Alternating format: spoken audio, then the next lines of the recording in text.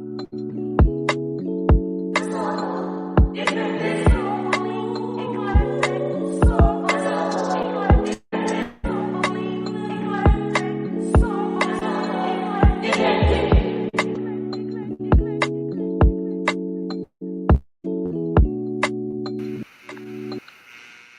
everybody, welcome to the Soulful Eclectic. I am your host, Dr. Diane Cox, and I want to welcome you guys back to another season. Yay! We made it. So thank you for all my members who stayed focused with us and listened to the old episodes as you catch up if you need to. If you missed a couple, that's okay. And thank you to all my new folks. I don't know, there's so many of y'all out there, but thank you. Okay. You have time to catch up. There's a couple of seasons that you got to catch up with, but it's all right. You can listen in spurts. That's totally up to you, but it's there. So thank you for taking the time out to join us today on the Soulful Eclectic. All right, season 9. Yay. Yes, we're 9 seasons in. So yes, you got some homework to do, people. You got some homework to do. But thank you. If you have not done so at late stage in everything that we've been doing, like, subscribe, join, all those things. There's no fee to join us. There's no subscription fee, so please join us. Okay, so thank you so much. Today, okay, I'm not going to keep you too long, but today we have our returning guest, and I love her so much. She just comes back, and I love that she keeps coming back, which means that we have big conversation to the fact that she wants to keep coming back. So thank you to Miss Lolo Lavish for coming back to hang out with us. Oh my gosh. No problem. Thank you. Thank you for the compliments. Yes. Oh my gosh. She's just amazing. I can't wait. She's on my next circuit whenever I decide to travel again. I just came back after a month of traveling. So I'm kind of giving myself a little bit of a break. I can't even say that it's a break because I'll be traveling again in a couple of weeks. Oh my gosh. But it's only going to be a short one. It's not going to be as long. But yeah, so thank you so much for taking the time out to come on back. Oh my God. No problem. You. It's always great seeing you. I know I see you on the Instagram and on talks and all this stuff, but you know what? It's always great to be able to catch up with you like this. Yeah. We will catch up in person, I promise. Oh man, do you have any Sagittarius or Aquarius placements? I forgot, or did you say you were Gemini?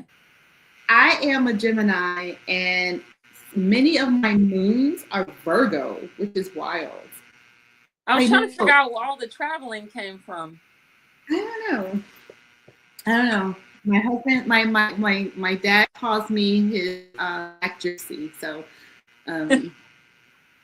who knows? Because I had to redo that again because I was wondering. I was like, what is wrong with me? Why am I doing all of this all of a sudden? You know, but I think it's, you know what? I think I didn't want to put myself in a box. You know, get stuck in just places that we grew up and what we are comfortable with and what we know. Yeah, I think I purposely take myself out of my comfort zone and do wild, outlandish things, which probably can attest to my crazy Gemini spirit.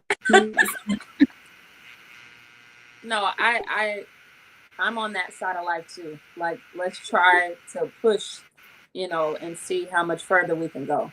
I like that. Mm-hmm. I like that. And you know, you never know when you meet on that on the lives. I've met some great people, you know, in these like travels that I've been doing. So I love it. I love it. And it speaks to the extrovert part of me that I don't let out very often because once I'm home. Okay. Yeah. Okay. So once I'm home. I don't like to go many places.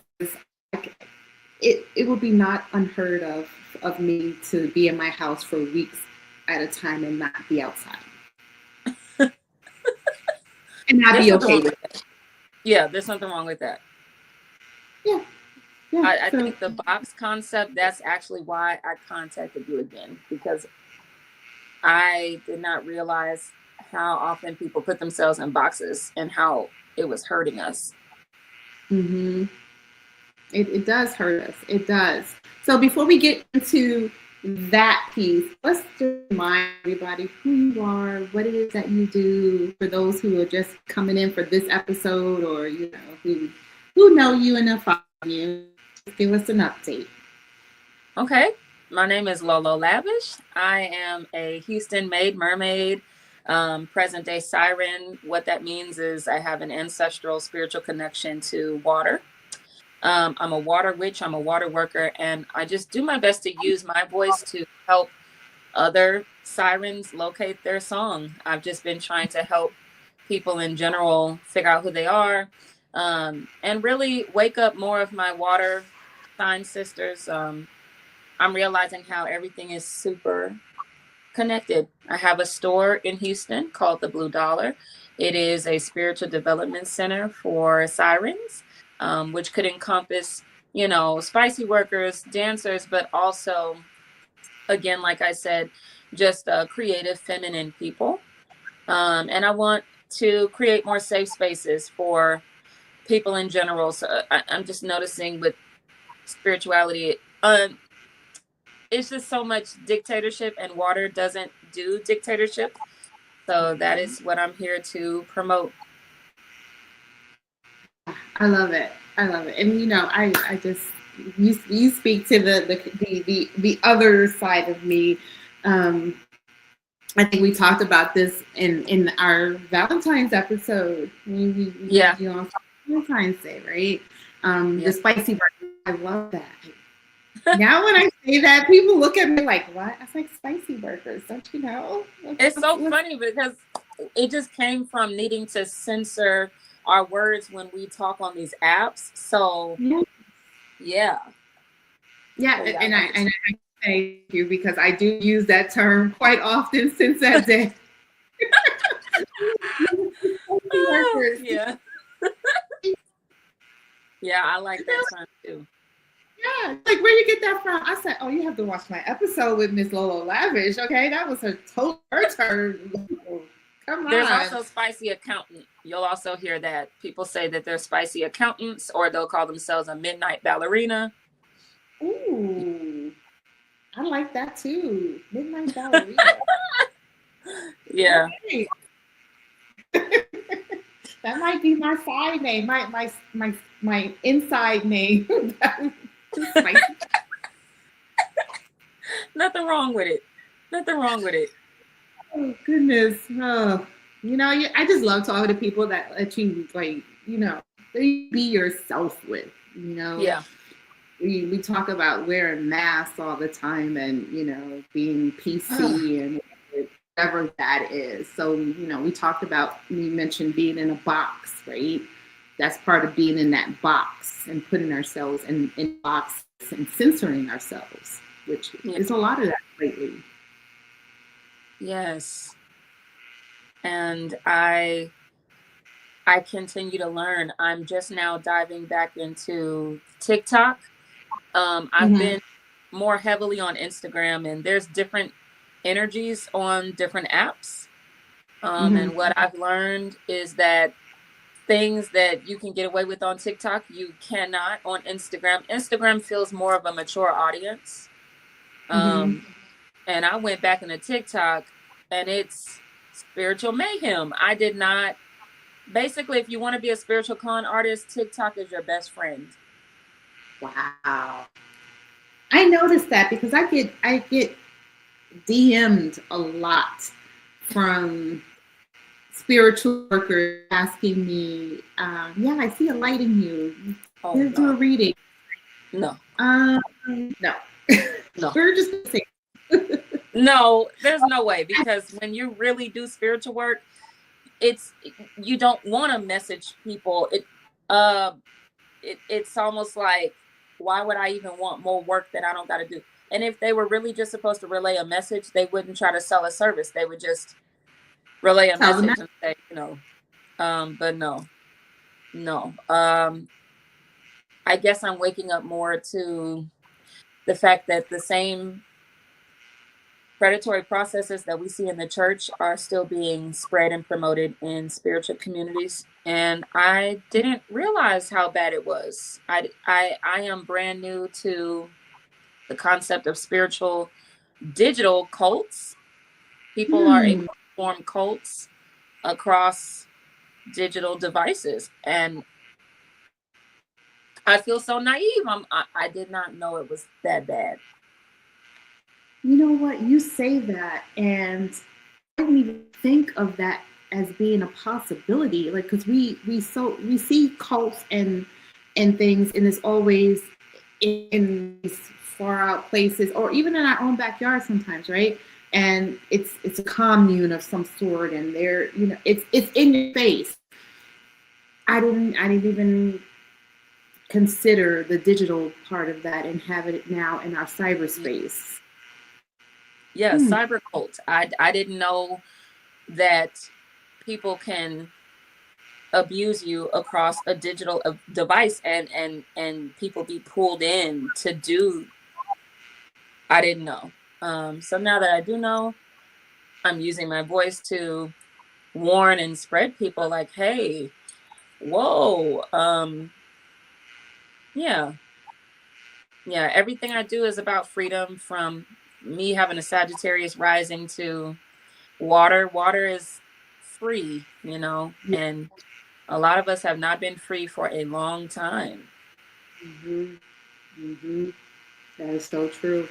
That is so true. And I'm so glad that you're taking that time to share your gift, and your knowledge, and not just being a siren, but being a spiritual person, being a spiritual advisor, and being a part of that journey, being a safe space to embark on that journey. Like you said, there's so many con artists out there who are Yeah. there to take your money and to really take advantage of you in a situation when the individual is really looking for guidance and peace, and in a world where we're surrounded by chaos. Yeah. So yeah.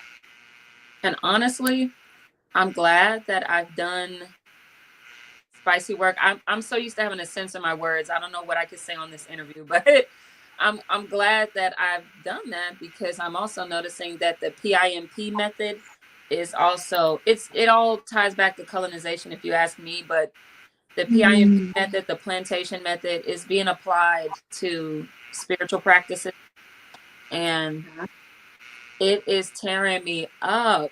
I did not realize, like, whoa, you guys remind me of a PIMP who has a house of women working for him. I did not know that that was being repeated in spiritual practices. Well, and you see it, and it hit me as you were talking. I was like, I can so see that. I think we just never really saw it in that manner. Yeah. But I can see how that method is being put into some of these religious practices and religious institutions. When you think about the pastor and how he's leading, and I don't mean, okay, guys, beat me up out in the cyber world here on internet and things, but when I say pastors, I'm not saying every pastor or Yeah. every priest or whatever, but I can see where it is an opportunity for someone in that position to take advantage, and it looks like that whole PIMP method, right? Because of the fact that you have that one male individual who has a flock of female individuals, and Yeah. he's out there, right? Same thing. You have one male individual, and I'm going to say typically 90% of our religious leaders are men. Yep. That does not mean women are not doing it too, so let us not be delusional. Right. Okay. Right. Because there've been some very lucrative matters, right? That have Right. been out there doing the same thing. So it's not, don't please don't twist my words, just men, and women are in the same, doing the same things as well, as far as taking advantage in that spiritual um, entity or institution, whichever one. But I can definitely see, and then you have your generals, which would be your deacons and your trustees and things like that, who are going to protect what it is that you're doing and what's taken from people. Wow, damn, I didn't even look at it like that. You know, that's why I want more women to escape like conservative belief systems, because they don't even realize you're experiencing the same thing that a stripper or an escort might be going through. You're experiencing the same problems that a supposed whore is going through.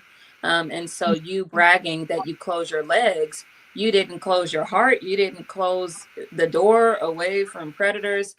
And I want a lot of women to know you might be going through the same thing. You know, just claiming that you're not a stripper doesn't mean you're not dealing with men in the same capacity, because a lot of the time they are. So yeah, I didn't know that. I didn't know that, you know, spiritual houses, it'll be a man, he has a house and he'll move in like other internet famous spiritual women and they work for him. I'm like, that's a behind very, me. oh my gosh. Yeah. And then Wow. the women go and get single mothers with kids to come be a part of the spiritual house and be clients. And then all of a sudden, the man has accusations of being a child predator.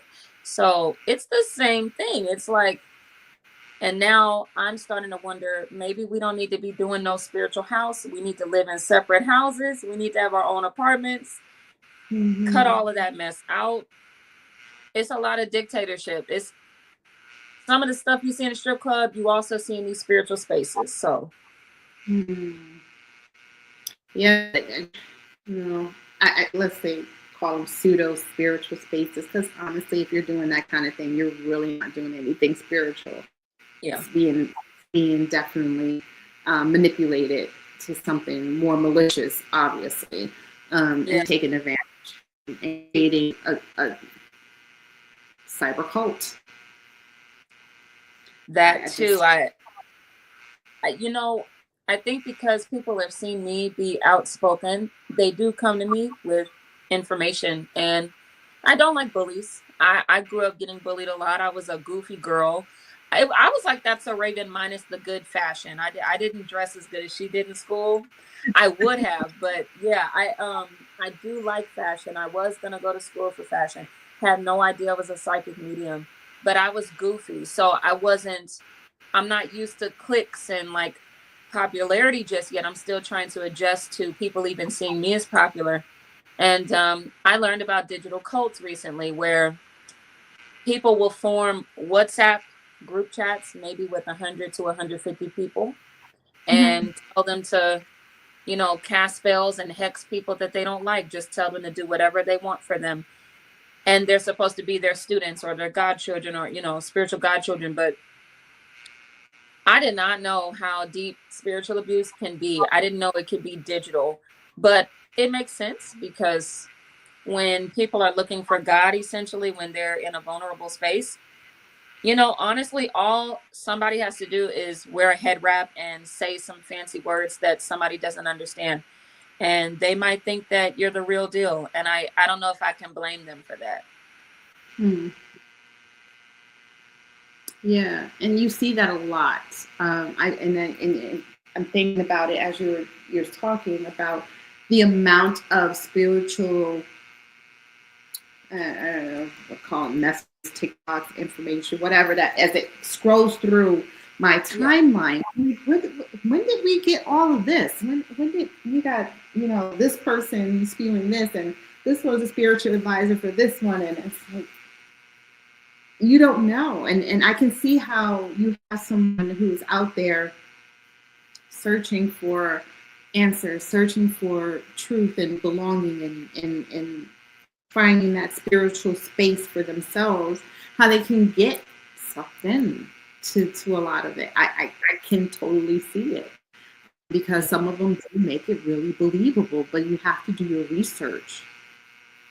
People just just having this conversation is a continuation of where you are and what you've already started, but let's be real with it. We have to do our research. You can't take everybody on blind faith on that they're who they say they are. And I tell people about me too. I'm like, no, don't just take my word for it. I said, do your research, do your homework.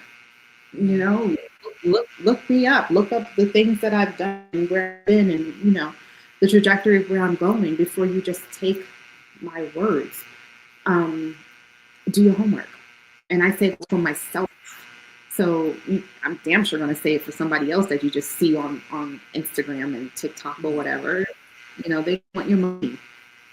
Yeah.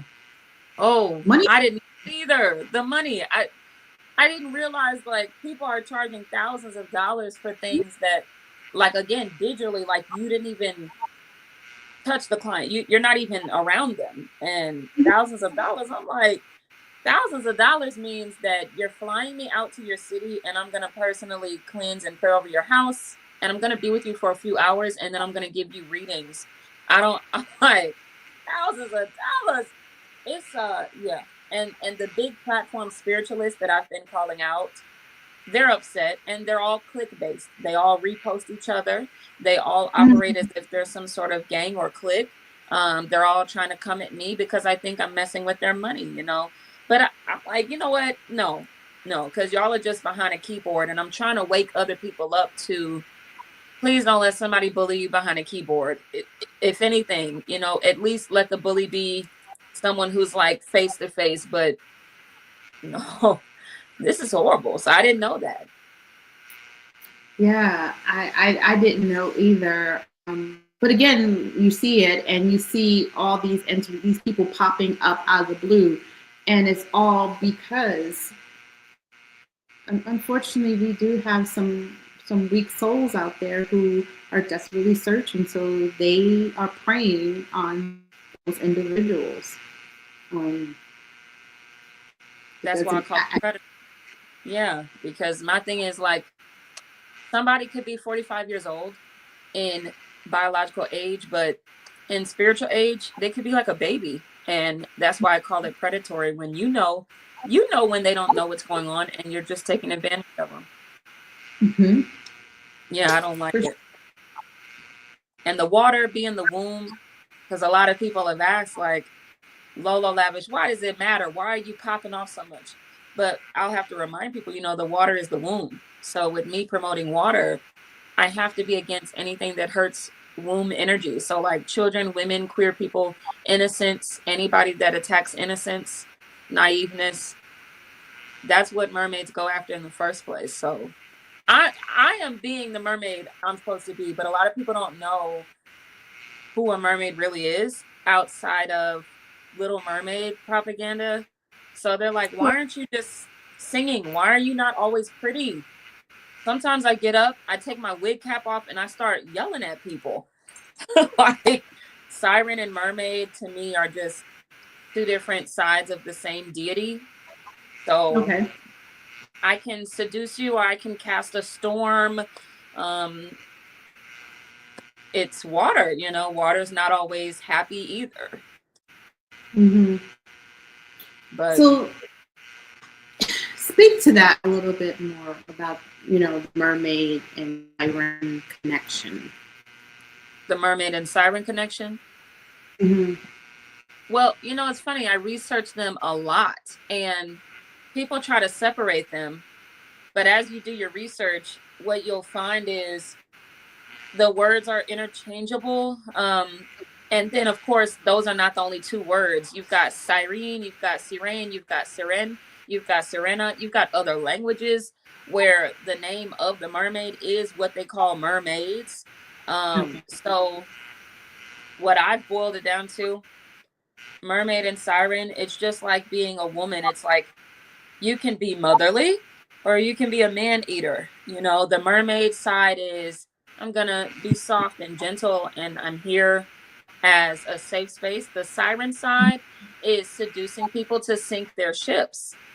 I do not separate the two terms. Some people want to separate the two terms, but in my research, mermaids and sirens have been heavily demonized because they go after child predators, because they go after misogyny. So they've been demonized. Spicy workers are sirens. That's what sirens were doing. They were seducing predators who went after people. So the sirens go after them. They seduce you and then they sink you. They sink your ship and they drown you. So for me, it's the same deity. It just depends on what side you deserve to see. Gotcha. Okay. Thank you for that.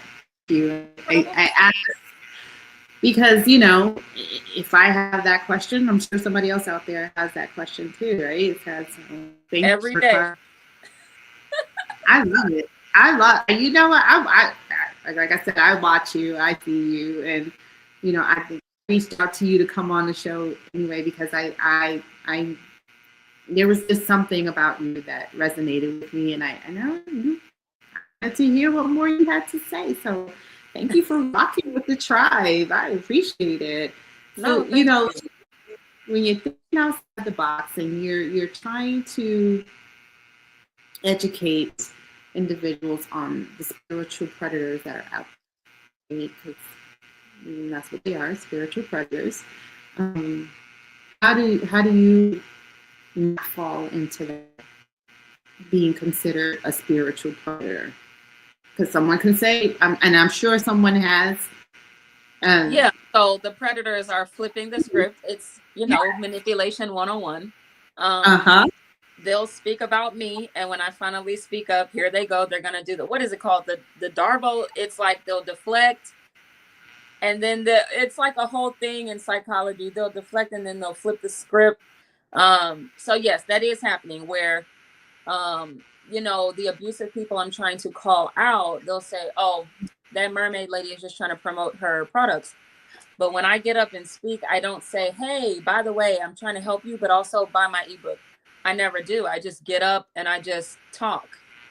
And I'm trying to like teach people about abuse, and I'll get online and like read with them, like pull up definitions of abuse, because then that way you make your own decision, because the proof is in the pudding. So, you know, the thing that the abusers and the narcissists can't help is when they try to act like they're helping you, they're still going to circle back to call to action. They're still going to be like, by the way, buy my upcoming workshop. And it's like, aren't you supposed to just be kind of like helping, like just channeling right now? So when I'm talking about abuse and predatory behavior, I don't circle back to, but by the way, buy my product. You know, I think that's classless. I think it's just not genuine. I don't think it's worked that well that they've tried to flip the script, because I've been sitting with people and reading through things with them and helping to educate. I really just think that if people knew what abuse is, then it's kind of hard to tell them what it's not. It's all it is just education. That's it. So, but it's not really working. The people that I've been calling out, they're losing followers by the second. Lots of followers. One, she went from like 350,000. Now she's at 316,000 in a matter of days. Okay. Wow. So people are looking up. People are seeing it. People are calling them out. You know. Yeah. And 9 times out of 10, they'll shut it down and reboot it as something else, because that's what people do, right? On the end.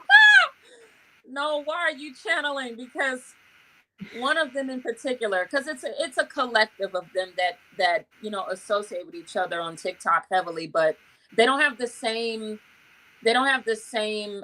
influence on other apps. But on TikTok, it's like a collective of spiritual bullies, and one of them is known for changing her name a lot. And so for you to say that,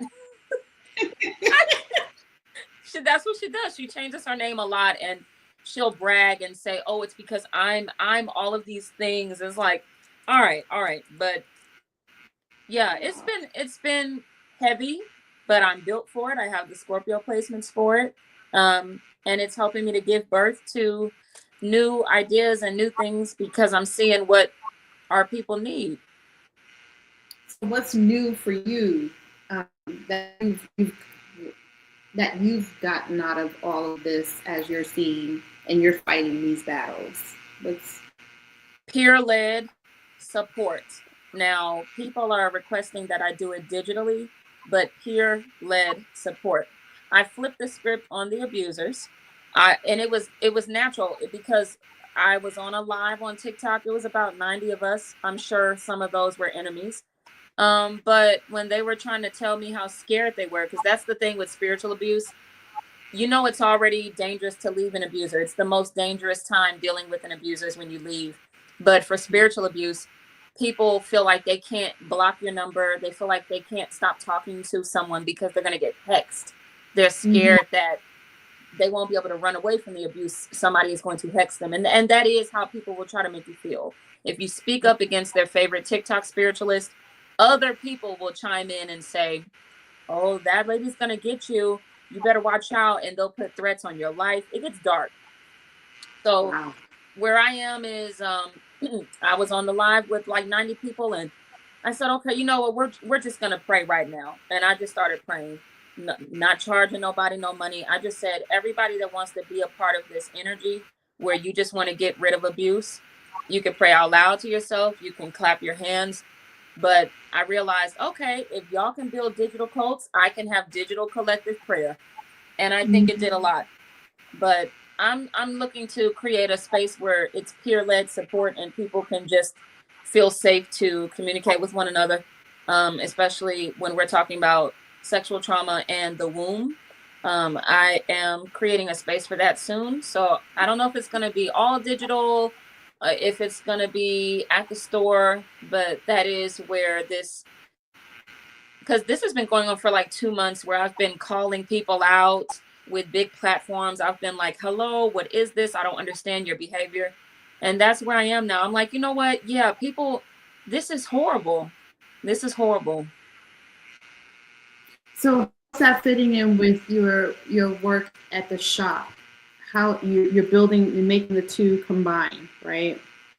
So how does that look for how your spicy workers coming in? Because your shop is unique. Yeah. Your shop is very unique because usually you have your spiritual and your metaphysical all in one separate shop, and your spicy worker spiciness and all that other stuff in one different shop. You combine the two. Is that do you feel like the two is causing some kind of calamity between the two, or is it a nice? I actually, the more that I understand water is the sacral chakra. So I do like to break it down to people. The sacral chakra, for those that don't know, is the part of your body, your reproductive system. And it helps us with our creativity and our sexuality, but it is ruled by the element of water. So water is sexy. Water is sensual. Water is the reason that we have desire. The planet of Venus, named after a mermaid. Venus is a mermaid. She rose from the sea foam. So I try to help people out because I get it. When you don't know, you're going to think that they're two separate things. But no, sex is spiritual. And I'm not even like, it's funny, I'm not pushing people to do it. Like, there are spiritualists in my city where they throw these little sex parties and stuff with their students, or that's not me.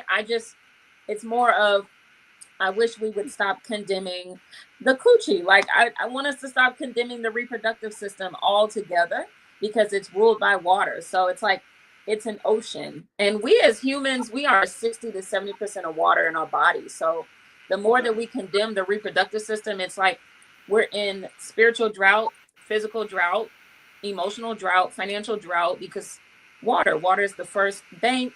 It's the womb. It's our first mom. So it all ties back to water. And that's what I like to share with people. It's not separate. It's just the truth. It was never supposed to be separated.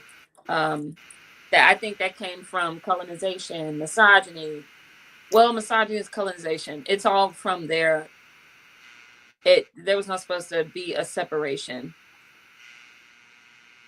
Okay. I asked because I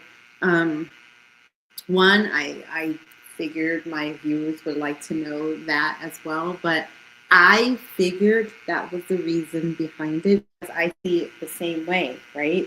Yeah. When you there is a part of you when you are giving yourself to someone sexually, right? That's the most intimate part of you. It is a spiritual exchange. It is Yeah. energy exchange, right? Yeah. So for me, I see the connection, and like I said, I'm glad that you have the two together, um, because I see how the two work together. Because if you're spiritually disconnected, then to me, I don't think you can be completely sexually connected because the two work Yeah. together. They go hand And in I hand. just, I bring people back to the siren, how the siren is seducing the messed up sailors. And that's exactly what's happening in these strip clubs. They got pastors and politicians going to these strip clubs, and then they stand at these podiums and condemn the same people that they give money to. It's weird. Um, it's just siren work. Sex work is siren work. You're just taking care of business. Those men, a lot of them don't even need to be in there to get married. It's horrible. So, it's siren work. Mermaids teach us how to, manipulate the misogynistic system. So that's what I try to let people know. And I love that you're taking care and educating and talking to our spicy workers. Yeah. Um, Coming from a healthcare perspective, they're people too. Again, I don't care how you choose to live your life. Yeah. Once upon a time, probably somebody would have thought I would have been a spicy worker in my life once upon a time, you know. And it could have happened if I chose to go left instead of going right, or so it's very easy for it to happen. Yeah. um, so I don't condemn or mistreat or judge anyone who is a spicy worker as a healthcare professional.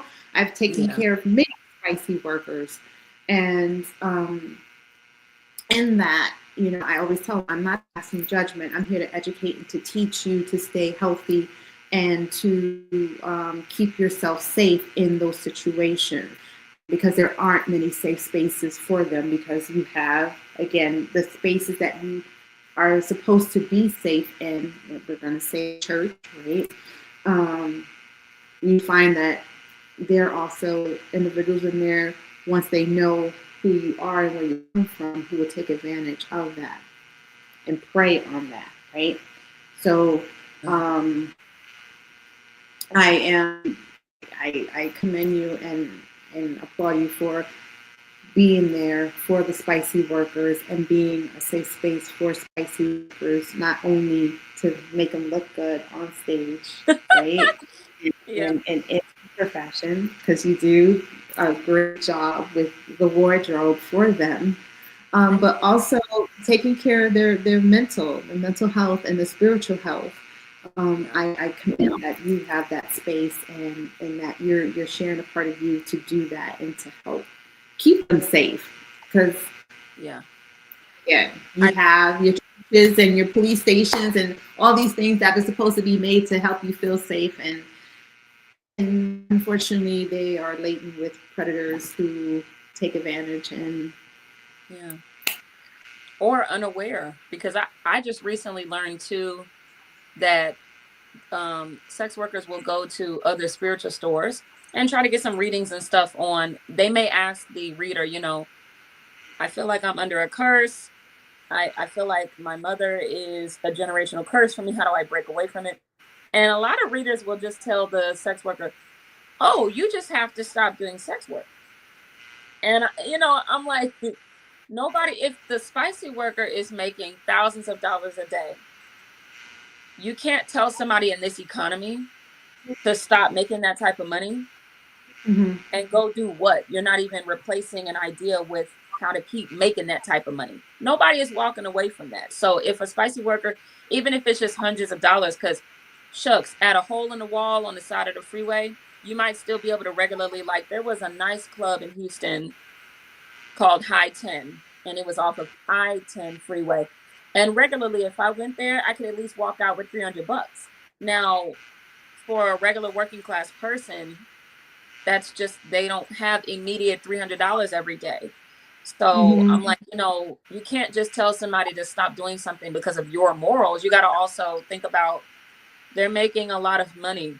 If they're making thousands of dollars a day, they're not going to walk away from that just because you think it's bad. And you're not really helping them either, because they're not going to stop either. They're not going to stop it. So you've told them that their only spiritual solution is to stop doing spicy work. You know they're not going to do that. So what? Now they're just going to be cursed? It's silly to me. The same way that a spicy worker would have to spiritually cleanse, you got to do that too. If you are a spiritualist, we have to cleanse a lot more than the average person. You work at the airport, you got to cleanse a lot more. Healthcare, because you're around a whole lot of energy at the hospitals and clinics, y'all got to cleanse just like a spicy worker would have to. People think that intercourse is the only way to download really heavy energy, but you could be friends with somebody, and if you're very empathic, if you're very spiritually sensitive, all of a sudden you picking up your best friend's, you know, chaos. So it don't work like that. You know, I don't know why people, it's colonization. Because I'm like, just tell somebody how to cleanse. It's not, if you tell them how to cleanse, they might stop doing what you think is bad for them. But you're not telling them how to do nothing anyway. You just judge them, and what the fuck? A lot of spicy workers don't even like spicy work. We don't want to say that to judgmental people, but when we talk amongst each other, yeah, it's annoying. Men can be very annoying. Dealing with misogyny for money can be very hard. But if the money is really good and the economy is really bad, it's no longer a solution to tell women, oh, close your legs and be a good girl. Close my bills.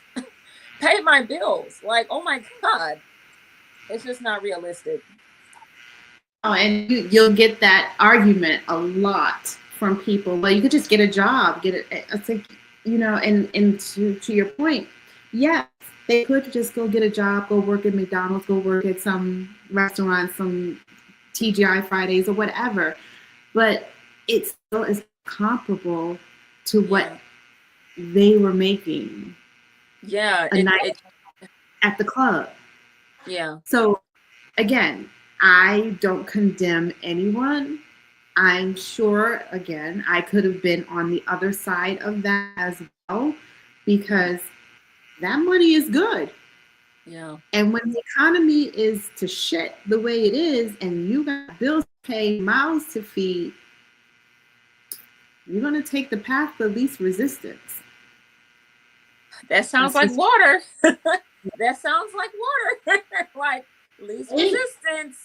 Yeah, I don't think everybody has to be a spicy worker, but once you've started touching easy money, it's the same thing with spiritual work. You'll have Christians and other religious people that look down on tarot cards and stuff like that. But once somebody has been able to touch hundreds or thousands of dollars a day, they're not hearing you while you're trying to condemn what they got going on. You're just not going to get through to them. You'd be better off telling them how to make a different type of money, that like more money, but just telling them to be a good girl for the sake of societal approval, that ain't nobody hearing that when they making a whole lot of money. No, and you white workers who are working to pay their school bills, like going to school to be doctors, nurses, lawyers, you know, financial attorneys, whatever.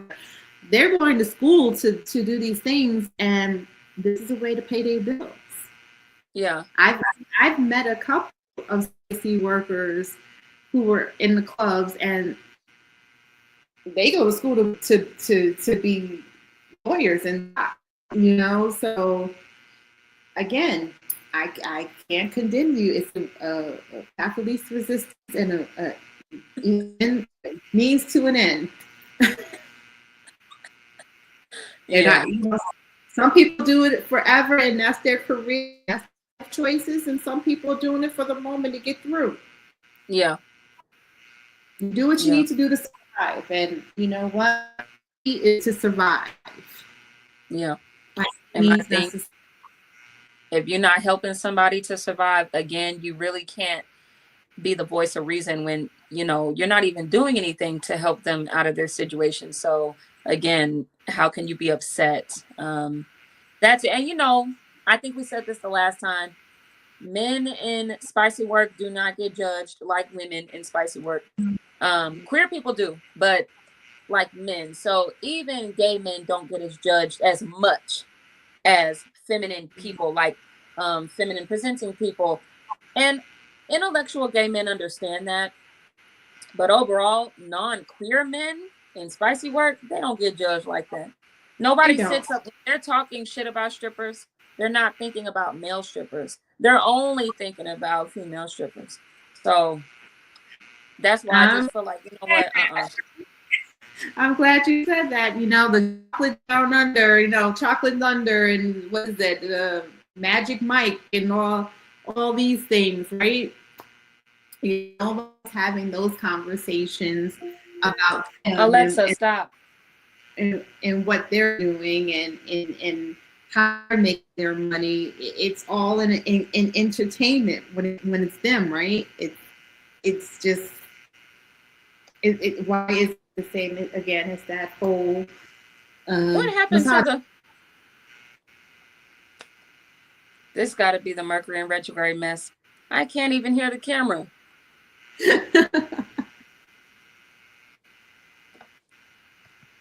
Let me see.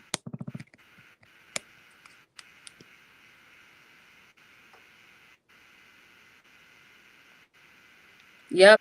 No worries. So what I was saying was that we see that a lot when it comes to the men versus women kind of thing, right? So in men, you got, what is that, the show in Vegas, what is that, Magic Mike, or the Thunder Down Under? I don't know. Yeah. Thunder Down Under. Now, mind you, I've never watched Magic Mike. It just was not my thing. The Chippendale workers, dancers, right? And I think Chippendales are the older version of Magic Mike. Okay. I've seen the Thunder Down Under. The Thunder Down Under, right? So, so they don't get that same noise that spicy female workers get, and they're doing the same thing, right? Yeah. You don't see them being targeted, picketed, and you know, pulled apart because of what they do. But again, it goes back to that misogyny and male dominance, and the woman is not supposed to do that. The woman is supposed to be this and this.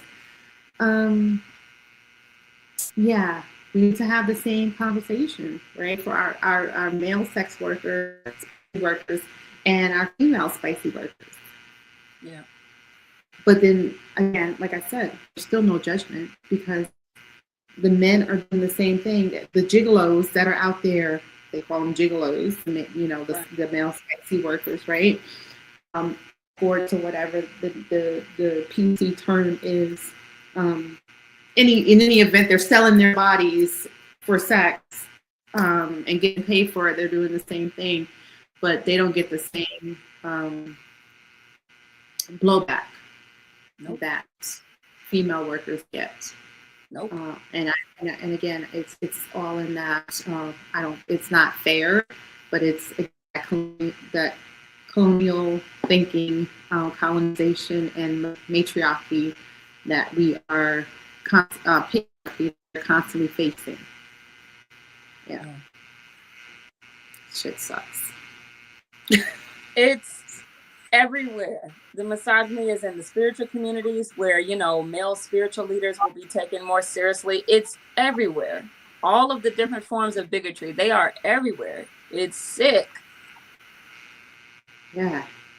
So how do we continue to keep our spiritual minds, bodies, and selves free of all that noise, because it is spiritual noise. And it's a warfare, spiritual warfare right now.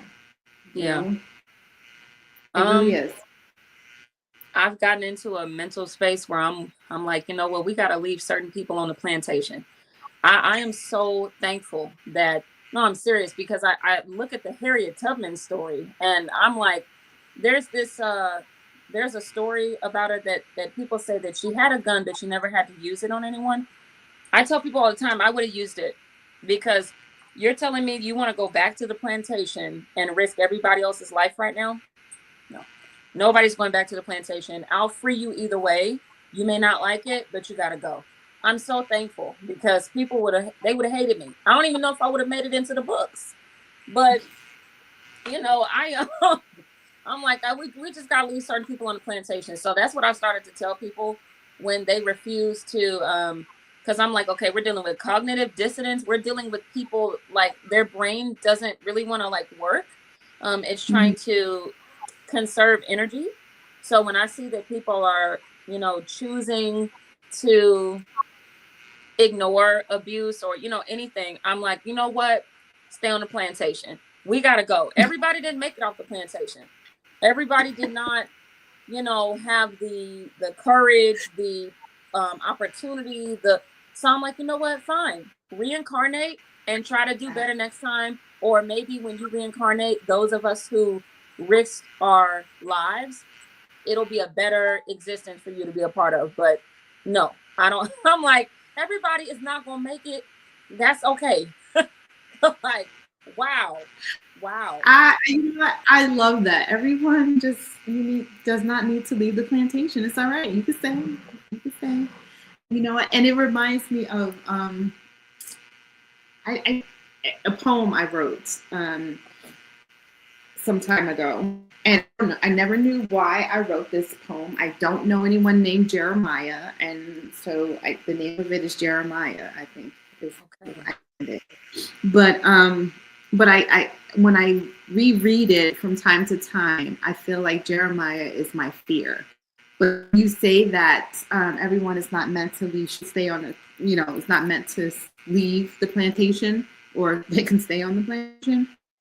That was one of the things that came out in this poem, was that we were running from the plantation.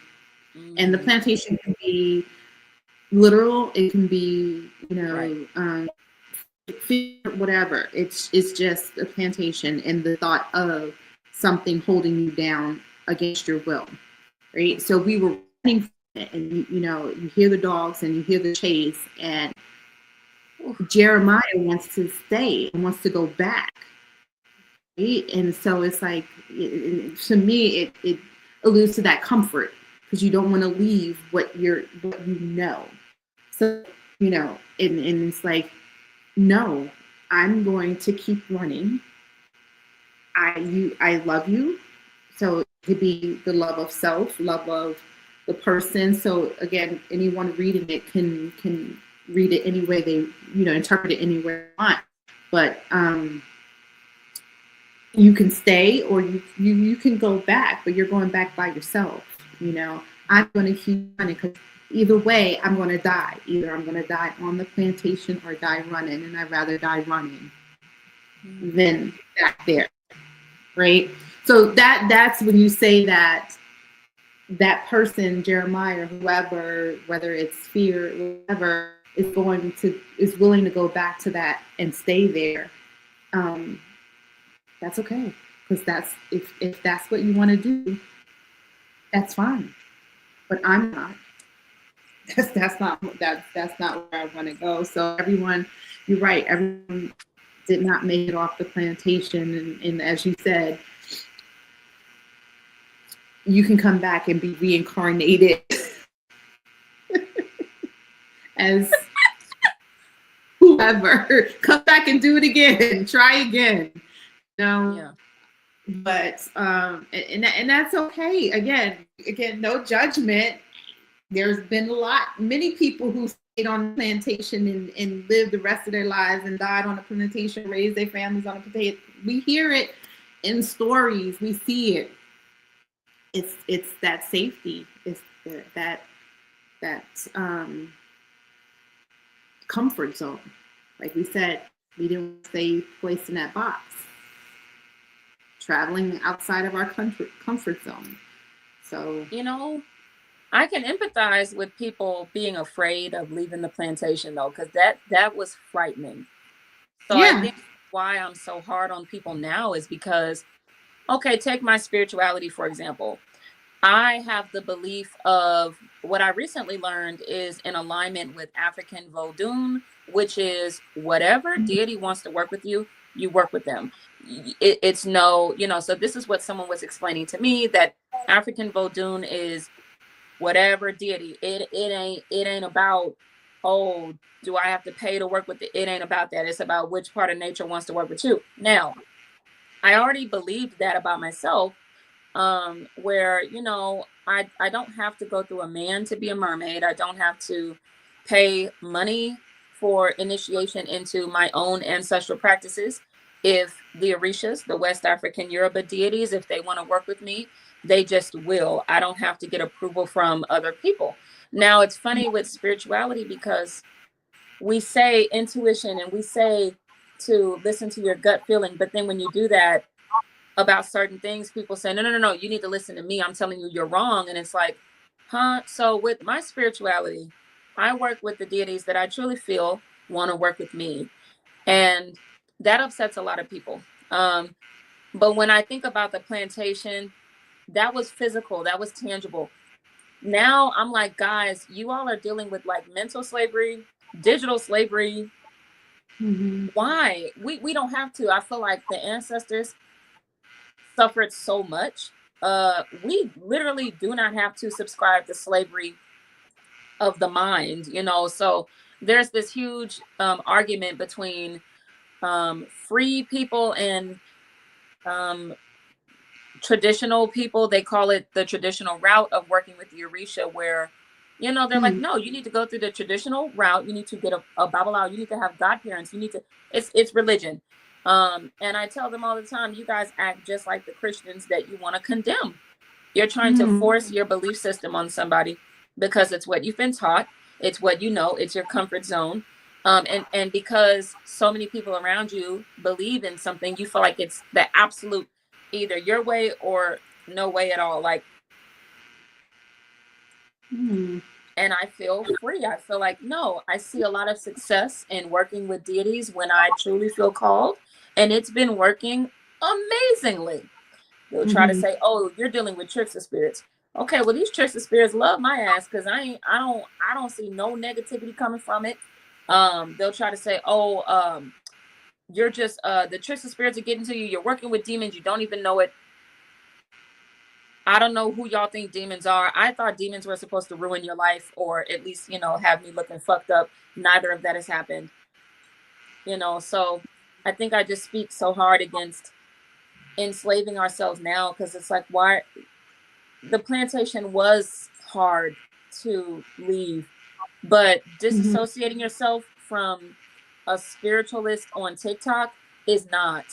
That shouldn't be a difficult thing to do, where you stand on your own with your spiritual beliefs. I'm like, y'all, oh my God, y'all can't even just practice your faith the way you want to. It don't even got to be nobody's business. You don't got to report to nobody on the internet. So I'm like, if y'all can't even, oh my God, you can't even separate yourself from a random person on the internet that you don't know. Imagine what the ancestors went through with trying to leave the plantation physically. We can't even leave it mentally. Yeah, but it speaks to where that person is in their mind, mentally and spiritually too. They're so broken that they don't know how. They don't know how, and they feel like they are enslaved to that individual because they just are. I don't like to say people are mentally weak, but sometimes they have those moments where they're not at the optimal working level. That's the easy way of saying it.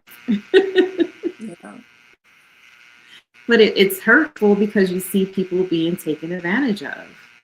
And as empathic as we are, we empathize with them, and we're trying to, like you are, trying to educate them to know better. But those who know better don't always do better. I know. I, I see that. Those, because knowing better doesn't always equate to doing better. Yeah. It's this sad. is yeah.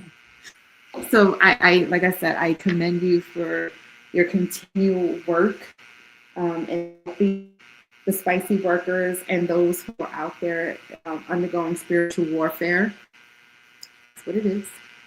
Spiritual warfare. Those who are being taken advantage of by cyber cults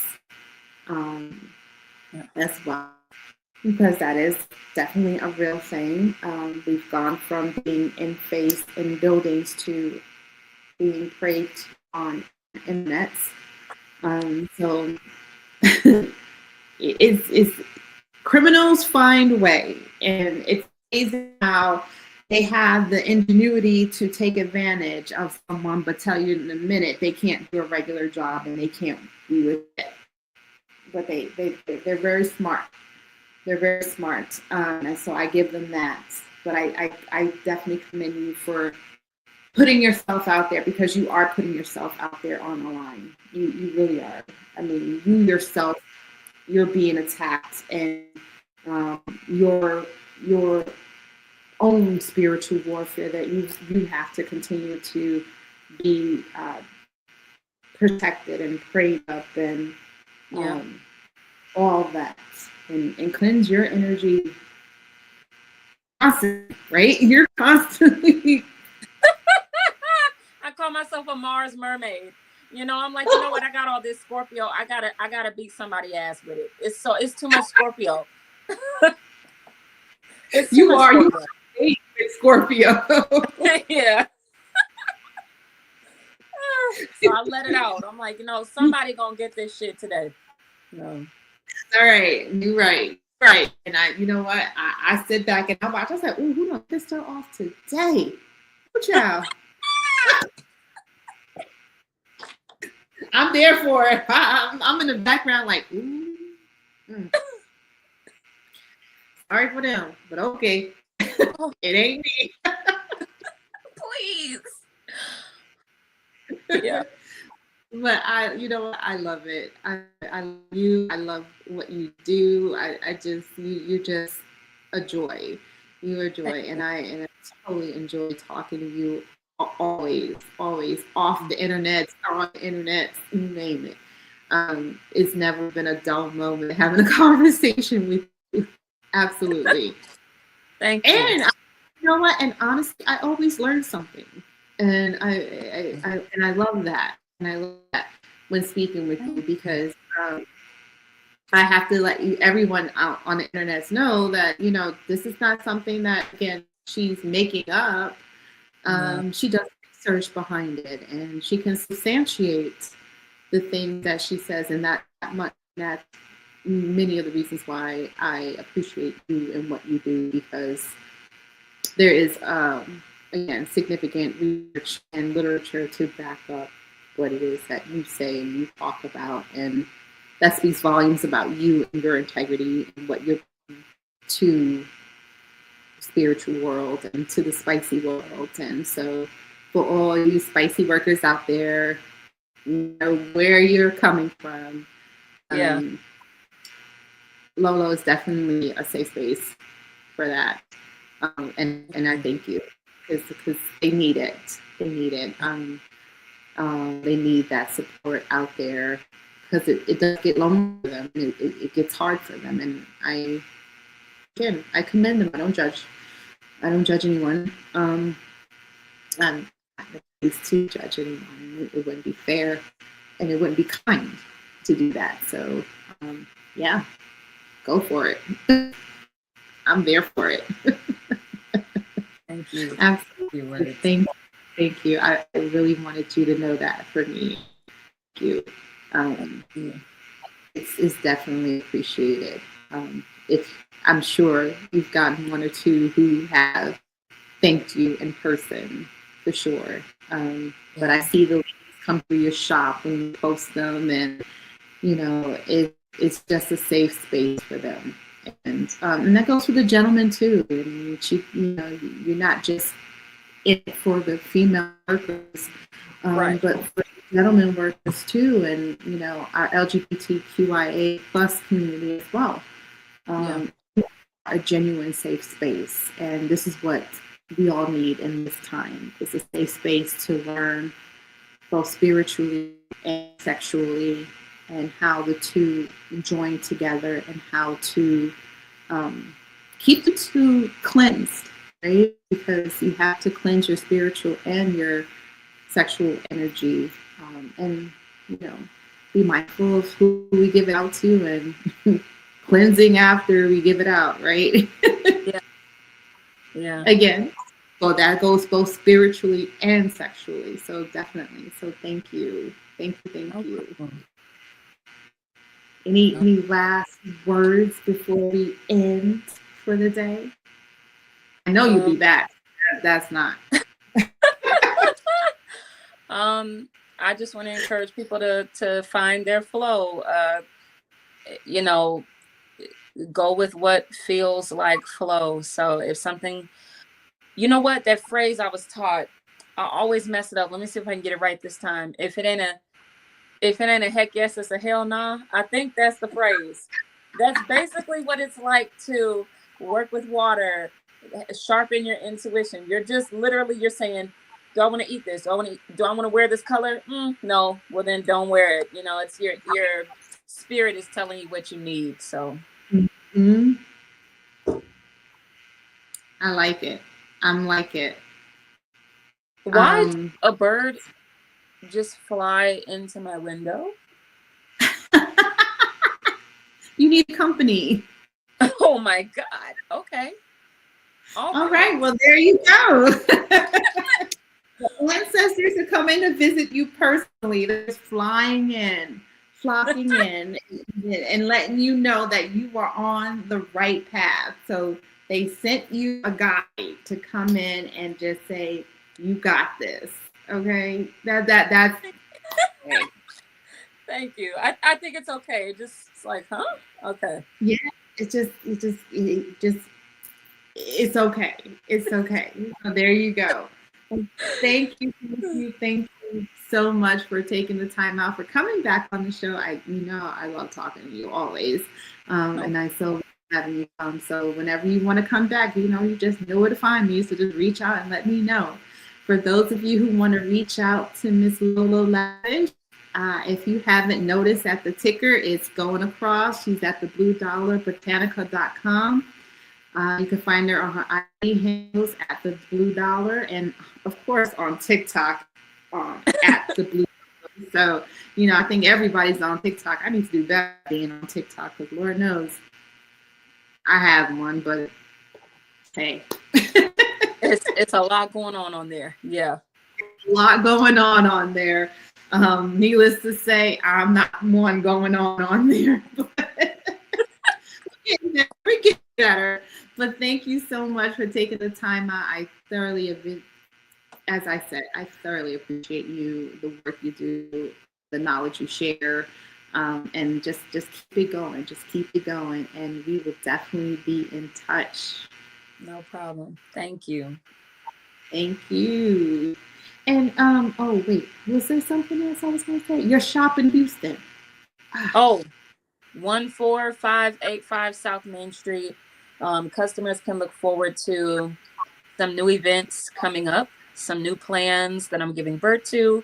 But other than that, if they need to schedule an appointment, they can do so on the website. It is appointment only now, but they come in, we do readings or rituals together. Nice. I love it. So there you have it. All right. The $blue Bruja.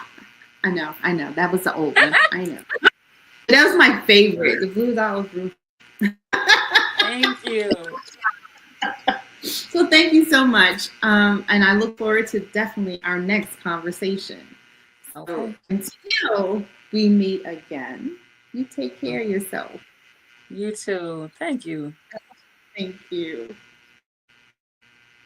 And for those of you who don't know, please like, subscribe, and I think you guys got to ring that bell too. I think so. All right. And let us know how you liked our show with Miss Lolo Lavish.